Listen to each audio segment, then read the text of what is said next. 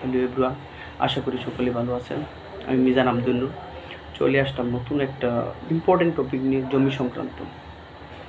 আমি আসলে one by one চেষ্টা করব আপনাদেরকে ভিডিওর মাধ্যমে জমি সম্পর্কে কিছুটা ধারণা দেওয়ার, আমার এই ক্ষুদ্র জ্ঞান থেকে কিছুটা শেয়ার করার জন্য,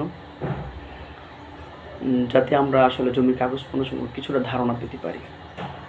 জমির সম্বন্ধে আলোচনা আসলে প্রথমে আমাদের জানতে হবে যে আসলে জমির যে প্রথম যে জরিপটা হয়েছে যে ইতিহাস থেকে। আমাদের ভারতীয় উপমহাদেশে প্রথম 1885 থেকে 1940 সালে ভূমি জরিপ শুরু হয়। এটা 1885 থেকে শুরু হয়েছে, 1940 সালে শেষ হয়েছে, ওয়ান বাই ওয়ান স্টেপ। 1885 থেকে 1940 সাল পর্যন্ত ব্রিটিশরা যে সার্ভে করছে বা জরিপ করছেন, তারা জরিপ করার পরে আলাদা আলাদা মালিকের নামে একটা করে খতিয়ান বা পর্চা বানাইছে। তাহলে আমাদের প্রথম টপিকটা হচ্ছে আলোচনার যে খতিয়ান বা পর্চা। তাহলে আমাকে আসলে খতিয়ান বা পর্চা কাকে বলে সেটা জানতে হবে। খতিয়ান বা পর্চা হলো কোনো মৌজা বা স্থানের এক বা একাধিক জমির জন্য এক বা একাধিক মালিকের নামে যে একত্রে যে কাগজে রেকর্ড বা লিপিবদ্ধ করা হয় তাকে হচ্ছে আপনার কি বলা হয়, খতিয়ান বা পর্চা। তাহলে আমরা পর্চা সম্বন্ধে জানলাম। তাহলে আমাদের আবার জানতে হবে যে আসলে পর্চার মধ্যে কি কি থাকে, একটা পর্চা কি কি থাকতে পারে বা কী কী থাকে সেটা।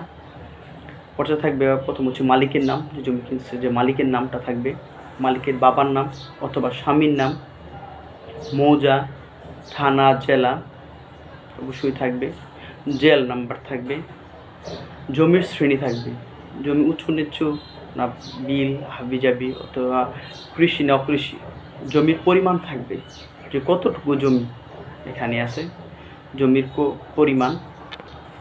আরও থাকবে হচ্ছে আপনার জমির দাগ নাম্বার থাকবে, এটা শতাংশে অথবা একরে এটা লিপিবদ্ধ থাকে। আরেকটা কথা হচ্ছে, এটা যদি আপনার যে সিএস পর্চা হয় তাহলে সেটা হচ্ছে আপনার আনা গন্ডা করা কান্তি তিলে 1 টাকা ধরে এটা আসলে উল্লেখ থাকে। আর যদি বিআরএস পর্চা হয় তাহলে হচ্ছে 1000 পয়সা সমান 1 টাকা ধরে দশমিক পদ্ধতিতে উল্লেখ থাকে। আশা করি আজকের এই ভিডিওতে কিছুটা হলেও আপনাদেরকে আমি পর্চা বা খতিয়ান সম্পর্কে ধারণা দিতে পারছি।